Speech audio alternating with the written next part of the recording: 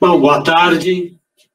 Eu sou Márcio Milan, superintendente da Abras, Associação Brasileira de Supermercados. Eu quero agradecer, em nome da Abras, a presença de todos. E, dando continuidade à nossa programação, convido a Alessandra Parisi, executiva de desenvolvimento setorial da GS1 Brasil, para a apresentação da palestra Dados de Produtos, dando um novo tom do mercado. Alessandra, seja bem-vinda, é contigo agora. Obrigada, Márcio. Boa tarde a todos. Vou passar aqui minha apresentação. Bom, para quem não me conhece, eu sou Alessandra Parisi, como o Márcio falou, executiva de desenvolvimento setorial da GS1 Brasil, e dentro da GS1 Brasil eu sou responsável por projetos para o varejo, né? O que a GS1 pode fazer de projetos para o setor supermercadista? Alguns exemplos, né, da cadeia de suprimentos como um todo. Diagnóstico de cadastro, projetos que envolvam gestão de lote de validade, PDV inteligente, que é uma tendência cada vez mais forte, a presença de códigos 2D no PDV do supermercado, com informações adicionais a respeito do produto, automação e recebimento de mercadorias através da padronização de etiquetas logísticas e projetos de rastreabilidade. Muitos de vocês nos conhecem por conta do código de barras mais lido no mundo, que é o EAN13. Né? Uma curiosidade é que ele é bipado 6 bilhões de vezes por dia no mundo todo. Algo que a gente faz parte já da nossa rotina e a gente não se dá conta, né? Mas e aí? Será que o código de barras acabou? E o que ele tem a ver com dados de produto? É o que a gente vai ver nessa apresentação. O que a gente já sabe? A gente já sabe que dados são exponenciais, que os dados são o novo petróleo, o novo ouro, o ativo das empresas, né, para onde estrategicamente todo mundo está olhando nesse momento, para uma base de dados que trafegam aí em toda a cadeia de suprimentos. A gente já sabe também que os dados foram democratizados, né? Então, antes eles eram de uma área, de um departamento, eles eram de informações muito setoriais, estratégica das empresas, e hoje em dia esses dados, eles sofreram um boom, né? Boom em relação a fazerem parte de um ecossistema interativo, onde muitas pessoas contribuem com as informações que são inseridas, né, e são transitadas, e a gente sabe, por exemplo, que hoje em dia, pensando no consumidor final, ele quer cada vez mais saber se um urso físico, por exemplo, que ele adquire na gôndola do supermercado, é o mesmo urso digital que ele está vendo num site que foi disponibilizado pelas empresas.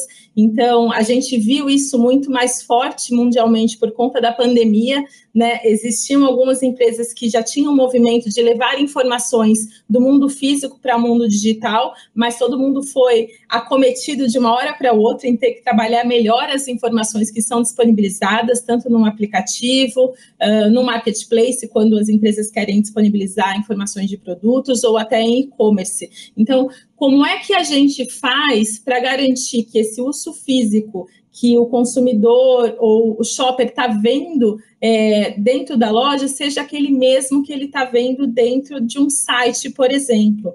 Então, 93% dos consumidores, eles acreditam que as informações que você tem na embalagem de um produto, elas devem ser idênticas, né, numa loja online. E esse é o questionamento que eu deixo, que fica para todo mundo, né? Como é que estão as informações da base de dados cadastrais, das informações de produtos que a gente circula na cadeia de suprimentos?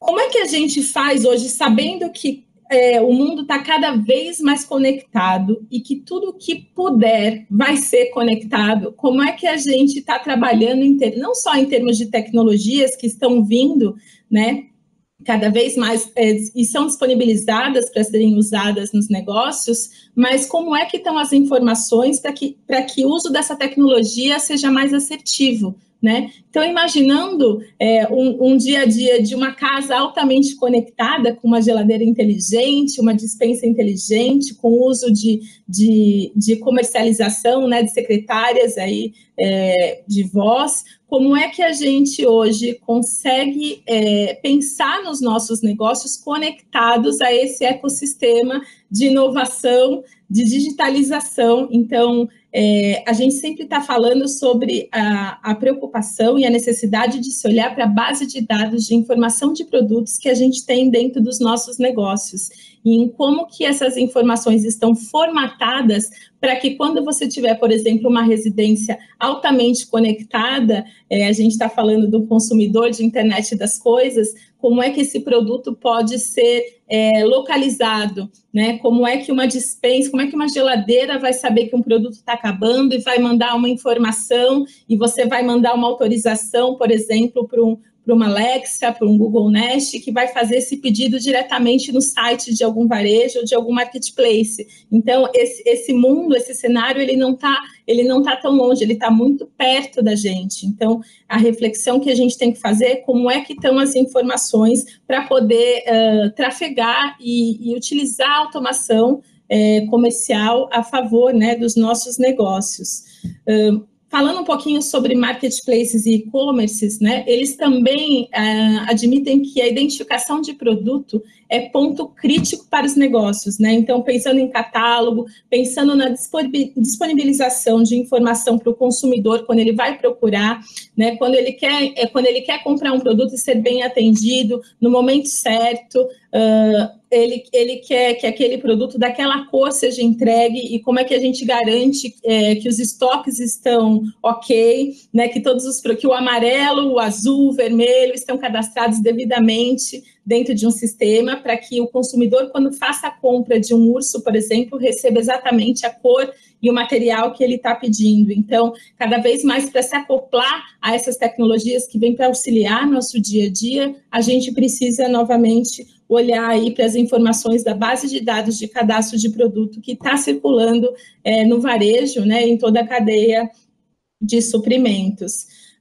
Então, assim, o código de barras acabou quando a gente pensa, por exemplo, no uso de reconhecimento de imagem, né, que a gente já vê em muitos casos. A gente tem que entender que a identificação do produto para trás da cadeia de suprimentos, ela é importante, né? Então, você reconhece através da tecnologia de imagem um produto, um suco de uva, mas como é que você garante que a informação ao longo da cadeia de suprimentos exatamente vai dispensar o produto correto para o cliente, vai dar baixa no suco de uva e não no suco de laranja, que vai fazer o pedido de reposição para o fornecedor exatamente do suco de uva e não de laranja. Então, toda essa trajetória ao longo da cadeia a respeito da vida do produto, de como ele se comporta, né, nos passos que ele passa, ele está sempre atrelado à identificação única do item, né, na base de dados de cadastro. Então, o que eu quero dizer é que a identificação única e inequívoca de um item é que torna tudo possível. Então, você imagina que a gente tem um produto e esse produto tem um código de barras, né? Como a gente acabou de falar, por exemplo, o EAN13, que é o código de barras mais lido no mundo. E esse código de barras, se a gente parar para olhar para ele, não é só um código de barras, ele é um número. E esse número é uma chave de identificação única que torna possível o cadastro correto do item dentro das nossas bases de dados, para que a gente possa melhor entregar os serviços, tanto para o consumidor, como trocar informações únicas e inequívocas em todos os elos da cadeia de suprimentos com os nossos parceiros de negócios. Então, o código de barras, ele tem um número chamado GTIN, número global do item comercial, e esse número, dentro de uma base de dados, é que carrega os atributos do produto, né? É o que diz qual é a marca daquele produto, qual é a descrição, qual é a foto, qual é, né, o segmento, a família, o BRIC, qual é o peso, qual que é o mercado de destino e tantas outras informações que você pode atrelar a respeito da vida daquele produto dentro de uma base de dados, sendo que a chave única e inequívoca e que vai ser interoperável, né, em todos os elos da cadeia de suprimento, em todos os sistemas, em toda a tecnologia que vocês forem utilizar, é sempre uma chave de dados padrão mundial, que é o GTIM. Identificação única, GTIM, mais os dados do produto no banco de dados, né? Os atributos dele que conferem identidade para aquele produto.